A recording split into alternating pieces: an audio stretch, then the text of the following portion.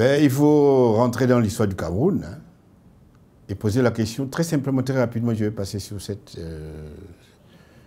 de quoi le Cameroun est-il le nom?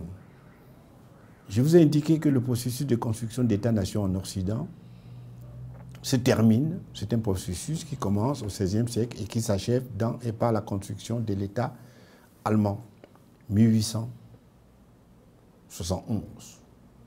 71. Ça finit le cycle qu'on appelle les États-nations. Un philosophe comme par exemple Hegel n'a pas vu l'État allemand. Il n'a pas connu. Il a prédit que ça va arriver, évidemment, en 1831. Dans le Cameroun, ce qu'on appelle le Cameroun, c'est une fabrication.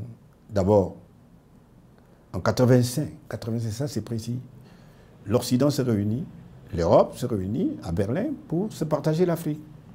Après l'avoir vidé de sa population à travers la traite négrière. Parce qu'il faut connaître ces cheminements-là. Donc, le Cameroun, ce qu'on appelle le Cameroun, si on soustrait 2020 moins 1885, vous avez 132 ans. 132 ans, ce qu'on appelle le Cameroun. Donc, le Cameroun, l'histoire du Cameroun, c'est une histoire assez tourmentée, puisque on va donner le Cameroun, n'est-ce pas, l'ensemble du Cameroun, à l'État allemand. Et en 2016, guerre 14-18, pour les historiens, pour que les historiens comprennent très vite, eh bien, le Cameroun du nord au sud, de l'est à l'ouest, a déjà chassé les Allemands au Cameroun en 1916. Il n'y a plus d'Allemands là-bas, il a déjà perdu la guerre. Mais la guerre continue jusqu'au traité de Versailles. Traité de Versailles, où le Cameroun va avoir ce fameux dichotomie entre les Anglais et les Français. Vous voyez, traité de Versailles. Au moins, vous connaissez pourquoi? Pour fixer les idées. Et puis ensuite, le Cameroun va continuer à se battre. Vous avez l'hymne national qui est écrit en 1928. Cameroun, du nord au sud, de l'est à l'ouest, soit tout amour, travaillons pour te rendre prospère, de l'Afrique soit fidèle enfant. Qu'on ne chante pas, ils ont changé ça. Donc, vous avez ce texte fondateur qui s'appelle l'hymne national. Paul Biané-Pané, il est né en 1933. Donc, l'UPC, le mouvement, donc, le Cameroun continue à rechercher son unité. Les deux côtés. La partie anglophone, vous connaissez l'histoire, la partie francophone, et pour déboucher sur la nécessité à construire, pour passer par la fédération avant l'indépendance. Or, il se trouve que la France a une visée extraordinaire sur le Cameroun. Il dit qu'il va prendre la partie. Il faut qu'on passe d'abord par donner l'indépendance, n'est-ce pas, à la partie francophone, et plus tard on verra la question de la fédération, de la réunification. L'UPC va naître en 1948,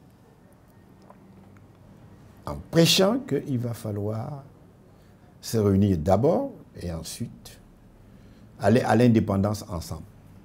Ça, c'est l'UPC. On est en 1948. La France n'entend pas de cette oreille-là. Il va créer un bloc démocratique africain. Non, bloc démocratique. Avec Odjoula, il va mettre Aïdjo et Bida. Je cite ceux qui ont marqué l'histoire du Cameroun de 1950 jusqu'en 1900, Aïdjo jusqu'en 1980. Et Bida, il a été chassé en 47, en 57. Et l'UPC dissout complètement, parce qu'il faut dissoudre l'UPC, il faut dissoudre l'UPC et tuer tous ceux qui l'ont incarné. Mais entre-temps, la partie anglophone vont décider de créer l'État fédéral, des États, qui va durer jusqu'en 1972, vous connaissez très bien. 1972, pour ce qui est de Biya. Biya est rentré au Cameroun en 1962. Donc, je prétends qu'il est le seul de cette génération-là qui connaît encore l'histoire du Cameroun. Quand bien même il n'a pas voyagé beaucoup dans le Cameroun, il connaît le Cameroun par les livres, il n'a pas voyagé comme... Il n'a pas circulé dans le Cameroun comme Ahidjo. Ahidjo, il s'adressait au peuple, il marchait beaucoup, il allait partout. Et en 1966, on va créer le fameux UNC. C'est-à-dire que la partie anglophone va accepter d'être fusionnée avec KNDP, pour ne citer que ceux-là, on forme l'Union nationale camerounaise. Et en 1972, on revient sur l'État, la République unie du Cameroun. Vous voyez comment ça? Ça va créer des problèmes tout de suite. Parce que un ministre que je connais très bien, qui était un grand frère, qui était notre grand frère à l'université, le professeur Fonlon, qui était ministre de la Santé, il démissionne pour protester. Et 1900, pour la carrière de Biya, un chanceux, lui il devient Premier ministre 3 ans plus tard, 1975. Allons très vite, il va devenir, sur le plan institutionnel, dauphin constitutionnel en 1979. Vous voyez comment il a beaucoup de chance. Et 3 ans plus tard, il devient président de la République. Vous posez la question de savoir, est-ce que Ahidjo, on laissait le pouvoir et il avait intention de revenir? Moi, je ne pense pas. On dit comme ça. Mais la question anglophone n'était pas résolue. C'est ça qu'il faut revenir là-dessus pour savoir pourquoi. Parce que quand Ahidjo démissionne, il garde le parti, mais il faut dire qu'il a consulté des gens. Je connais très bien un patriarche Baham, d'où je suis, le patriarche Kamé, un des grands idéologues. Kamé n'était pas ministre, il avait demandé qu'on crée un département pour lui, la défense permanente. Pour la défense. Secrétaire permanent à la défense. Il n'était pas ministre, il n'était plus qu'un ministre, quoi. Il m'a dit que le président Ahidjo, lui, il se réunissait tout le matin avec ses proches collaborateurs, le matin, l'un après l'autre. Et puis, ils se réunissaient tous pour commenter l'actualité. Voilà comment il fonctionnait. Donc, quand il a voulu quitter le pouvoir, il a demandé l'avis de Kamé. Kamé, c'est lui qui me raconte. Il a demandé à tout le monde, à tous ceux qui étaient encore avec lui, le Ebois, tous ceux qui étaient alentour. Parce que le président Ahidjo avait 2 noms, Ahissime Vondo. Vous avez entendu parler de lui. Et pour bien, quand même, le patriarche quand même m'a dit, non, moi-même j'ai proposé Paul Biya. Parce qu'Ahissime Vondo était violent. Les gens disent tribaliste, non, il était un homme de fer, quoi. Pas tribaliste comme les gens le disent à la radio, tu entends ça, non, c'est que c'était un homme des poings. Et il ne s'entendait pas surtout avec Paul Biya, quoi, pour des raisons multiples, voilà. Donc, comme l'équilibre était encore précaire, ils ont pensé qu'ils pouvaient mettre quelqu'un qui est un peu calme, qui avait l'air d'être calme et tout, voilà, qui pouvait assurer une transition assez calme et tout. Mais malheureusement, l'histoire n'a pas obéi à une telle logique. Puis en 1984 déjà, vous savez d'abord, il y a des gens, Moussa Yaya par exemple, qui disaient que non, on n'a aucune raison de donner le pouvoir à Biya. Il y a eu des dissensions au sein du parti, d'où le coup d'État d'avril 84.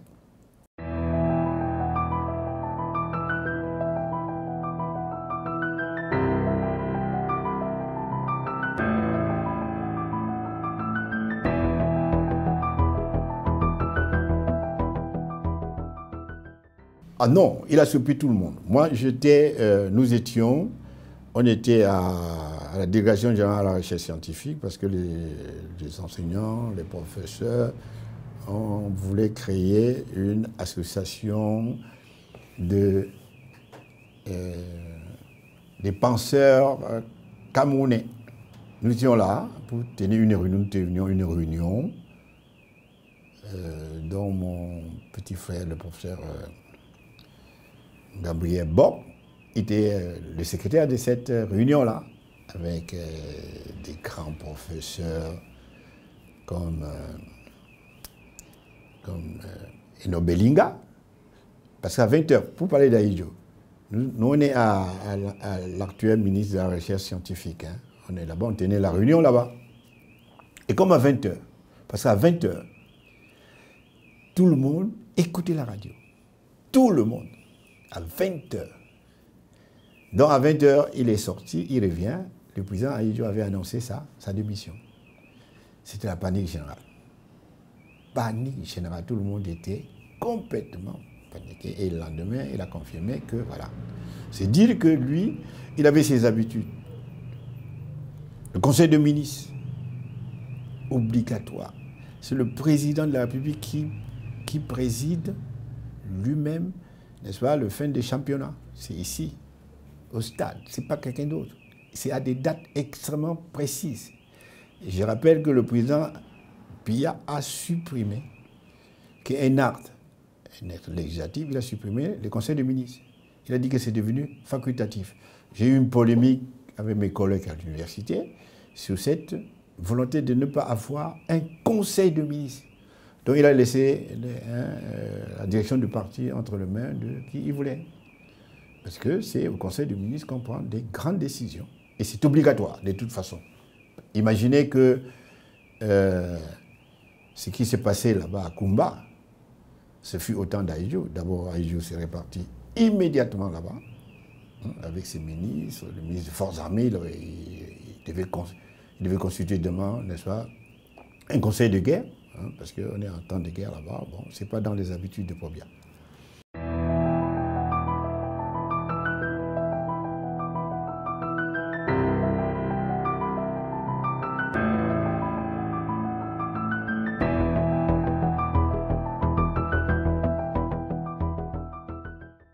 Non, enfin, ça c'est fantaisiste. Ça. Il faut lire, je vous renvoie à 2 tomes des livres du président Ebois, qui était secrétaire général, parce que lui, il était pressenti aussi pour être le dauphin ou le président. Mais le président, d'après ce que nous savons, ce qu'on dit, il était tribaliste. Il était tribaliste et comme il ne voulait pas que le Cameroun tombe dans une sorte de déchirement, il avait étudié, n'est-ce pas, mais il s'était trompé simplement sur la personnalité de Paul Biya, qui est, sur le plan philosophique, moi, c'est un cynique au sens philosophique du terme. Hein. C'est pas prophète armé, mais il aime peut-être jouer les équilibres dangereux pour lui d'ailleurs, parce que c'est ce que je pense. Hein. Il est là dans une phase d'équilibre. Il ne contrôle plus, n'est-ce pas, une atomisation qu'il a fabriquée et que bon, il lui rend la vie, parce que les factions se battent pour le remplacer, pour le tuer et le remplacer.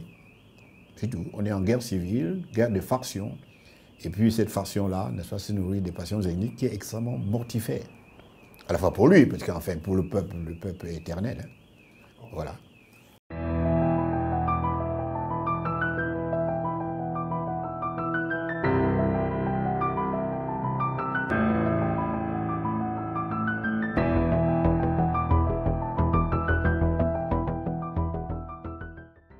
Non, je vais vous donner des exemples.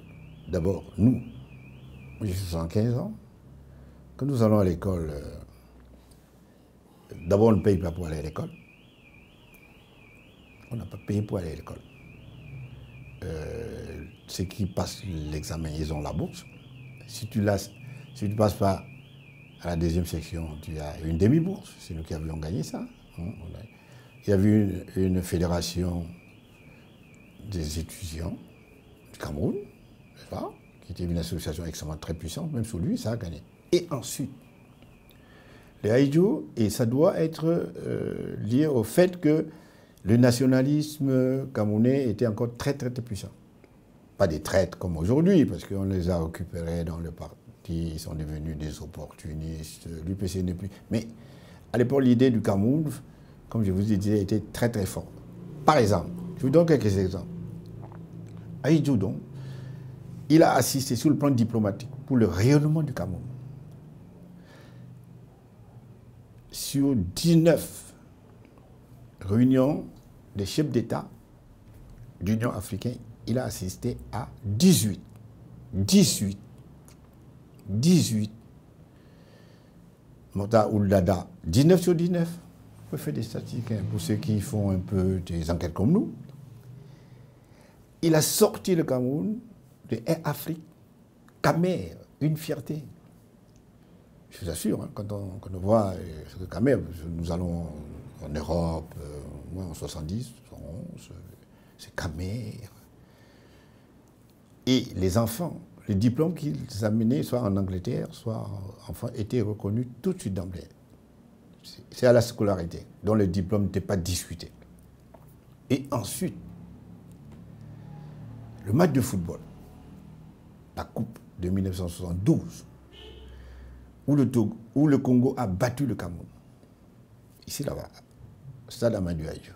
Il a mis tous ses amis, avant enquête, tous en prison. Parce qu'il ne pouvait pas supporter qu'on batte le Cameroun. Le Cameroun était imbattable. Ça, c'est des faits historiques. Vous imaginez, si vous comparez, si on compare la situation de football aujourd'hui, là où on est, où le président de la République dit qu'il y aura la coupe, le jour dit, et ça n'a pas eu lieu. Où on te dit par exemple que le stade Olembe, qu'on a détourné tout jusqu'à aujourd'hui. Vous imaginez qu'au temps d'ailleurs, c'est pas possible. Un ministre qui construisait une villa, on fait des enquêtes, et puis bon, voilà. Où tu avais pris, n'est-ce pas, un crédit, et tu dois rembourser. C'est ça, même pour Biya, moi je ne pense pas qu'il ait une fortune. Peut-être qu'il en a maintenant, j'en sais strictement rien, mais en tout cas, au temps d'Ahidjo, il ne pouvait pas avoir une fortune privée, ce n'était pas possible. Donc, sur ce plan-là, chaque Camerounais était fier d'être Camerounais. Il y avait une violence, ça c'est sûr, il y avait un dictateur violent, c'est sûr, mais ils avaient une idée du Cameroun que celui-ci n'a pas. C'est son destin à lui. Hein. Moi, c'est un philosophe qui parle. Moi, c'est son destin, lui, mais les autres. Quand on faisait, je vous dis une chose aussi, au temps du président Ahidjo, il y a un fait marquant, c'est Adamou Damdjoya qui est mort, n'est-ce pas? Il a fait annuler, n'est-ce pas, une session d'examen de BEPC. Ah oui, monsieur. Parce qu'on estimait que ce n'était pas très bien fait. C'est tout, parce qu'il faut être ferme là-dessus.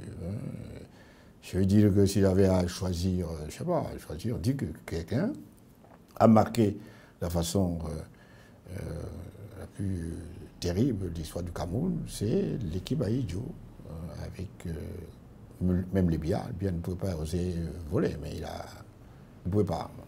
Mais il va laisser un Cameroun d'abord en guerre. Attention, attention. Et ensuite, bon, voilà. Donc, je pense que si on peut parler d'un despote qui a été extrêmement violent, c'était violent, c'était vraiment, il y a les Chorire, il y a Yoko, tout ça, mais c'était encore que, bon, ils avaient une idée du Cameroun que celui-ci n'a pas. Voilà, c'est tout.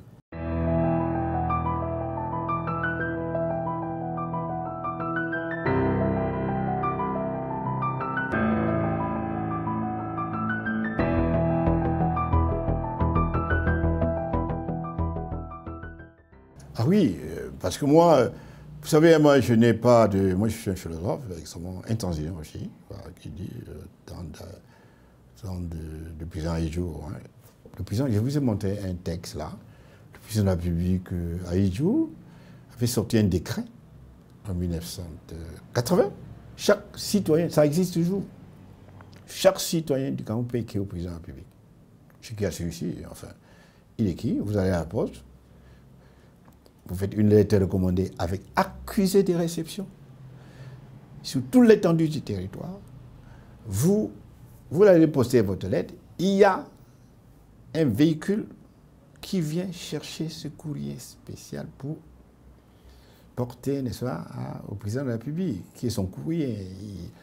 Il lit, c'est à lui destiné, ou il fait lire par un de ses conseillers, il répond, ou il ne répond pas. Il donne des instructions, ça c'est sûr. Donc tu pouvais atteindre le président. Ce n'est pas les mêmes facilités aujourd'hui. Une bureaucratie ne peut pas accepter que ça lui accepte. Je dis par exemple, certains de mes écrits, ou des livres qu'on a écrits à l'époque, la philosophie camerounaise, l'heure du soupçon de Katoa, mais le président de la République, on lui a envoyé. Au Premier ministre aussi. Le président Pobia, c'est pas les mêmes trucs. La bureaucratie que lui, qu'il doit fabriquer, c'était pas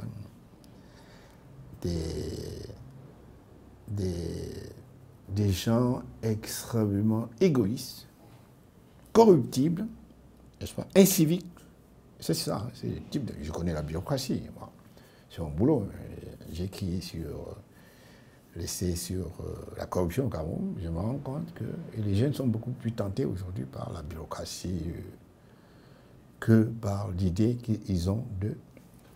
Mais ce n'est pas pour verser dans le pessimisme, non. C'est une phase de l'histoire qui s'achève de toute façon. Peut-être c'est la décomposition de l'État néocolonial, qui est un État, comme l'a dit Nkrumah, qui a des apparences d'être souverain, mais qui en réalité est commandé par des puissances extérieures avec la complicité d'une bureaucratie qu'ils ont créée.